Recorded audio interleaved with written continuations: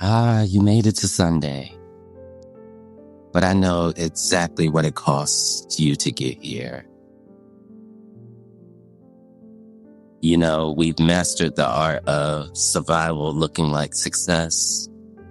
We run our machines at 200 miles an hour a day for 7 days a week. We convince ourselves that the blur of the scenery is just what progress is supposed to look like. But you know, survival mode is heavy. It's isolating. It's a frequency that a lot of times is immovable until you do the work. It asks for all your labor, but it leaves no room for your actual spirit. Mm. You know, I've been sitting with the new Michael Jackson documentary, and underneath the massive global spectacle, there's a very quiet, very painful truth about what it means to survive the world. You know, Michael built an entire empire, a literal fortress, just to protect his inner child. He was a man operating the largest, fastest machine in the history of entertainment. But inside that machine was a boy who just was trying to find a safe place to play. You know, when I watched the movie, I said to myself, it's obvious that Michael Jackson's gifts came from God, from source. And irrespective of how his trauma manifested itself in his adult life, you obviously knew that Michael Jackson loved love. He was here to, to spread the joy of love. And you know, it got me to thinking, and I found this quote that I just can't stop thinking about from Michael. He said that if you enter this world knowing you are loved, and you leave this world knowing the same thing, then everything that happens in between can be dealt with. Hmm. Everything in between, the deadlines, the titles, the pressure, the endless, exhausting demands of being a functioning adult in a world that is trying to do the most. And it is doing the most right now. You know, when we are locked in survival mode, we lose our grip and that foundational love. We wrap ourselves in a heavy armor just to make it through the week. We trade our deepest, truest joy for a false sense of security. You know, the armor was only ever meant to be for the battlefield. You know, if you're suffocating, it's because you're using armor in a place where you need a little bit of warmth, a little bit of love, a little bit of a little bit of joy. And the worst part is that it's suffocating that child inside of you that still just wants to create, to laugh, to breathe without an agenda. You cannot hug your inner child while wearing a iron suit. Hmm. You know, we look at this machine that we're running on, and the one that we built, our egos have built some machines. I know it built one for me. And we think it's a sign of our ambition. But if we're telling the truth on the porch today, a lot of our ambition is just trauma wearing a tailored suit. You see, in the film, we see the origins of Michael's machine. It wasn't born from a desire for fame. It was born in a living room under the crushing weight of a father's words. Big nose. 2 words spoken by the person who is supposed to be your ultimate protector. When people who are meant to be your shield are the ones that are holding the knife. That inner child learns a very dangerous lesson. You learn that your natural state is flawed. You learn that you must perform to earn safely. And so what do? We overcompensate. We build these massive, undeniable lives. We get the degree, the titles, the bank accounts. We run so fast and so hard, hoping the wind will drown out the original voice telling us that we are not enough. You know, we're all running from our own version of the big nose comment. But you cannot out-achieve a childhood wound.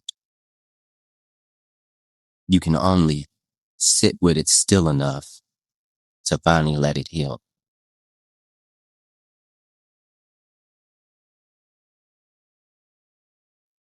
You see, because Michael could not outrun his childhood wounds, he tried to build a physical wall against it.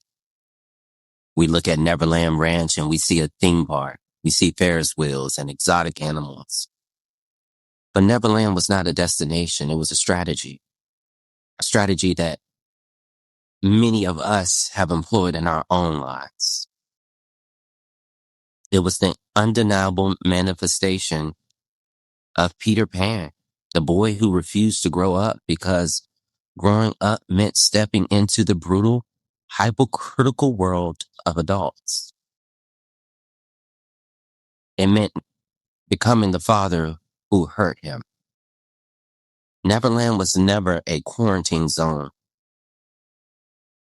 for his inner child.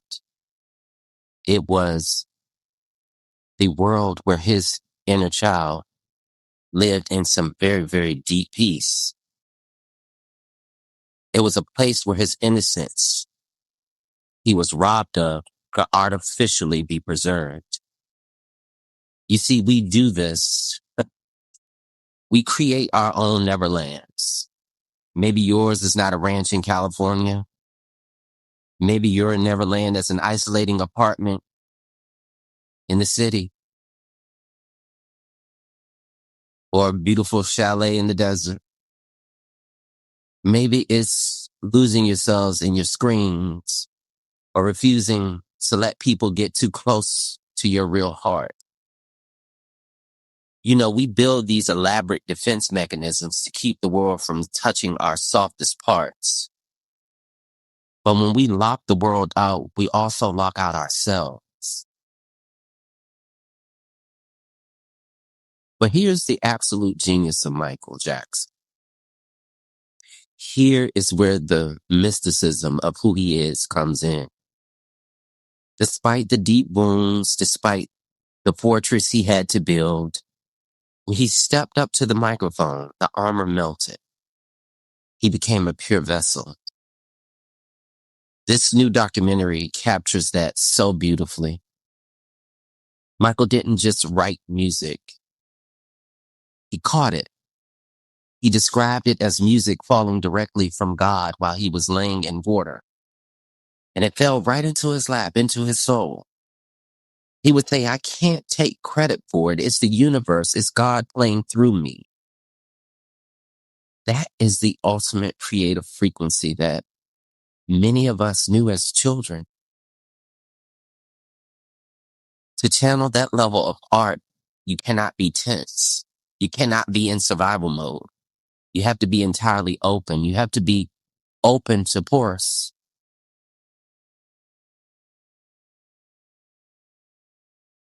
You have to trust the universe enough to let the current flow through your body without trying to control it. And the only way to do that is you have to step out of the 200-mile-an-hour machine, this rat race that we've all been living. Not just so we can rest, because we definitely need the rest, but so we can actually receive. If your hands are constantly gripping the steering wheel, they're not open to catching what's falling from the sky. what's being delivered from God, from source. You know, that great poet, Cleo Sol, likes to say, our gods may be different, but they see us all the same. Your best ideas, your deepest love, your highest frequency, they do not come out when you're forcing them. They come when you are still enough to hear the whisper. This is what vintage pace actually means. It is intentionally becoming a vessel. So before we start this new week, I want you to look at your fortress you have built. Acknowledge the wounds that made you build it. But know deep down in your heart, and I know you know this, I know you feel this, that you are safe now. You can drop the armor. You can let the child play. You can just open your hands and let the universe speak.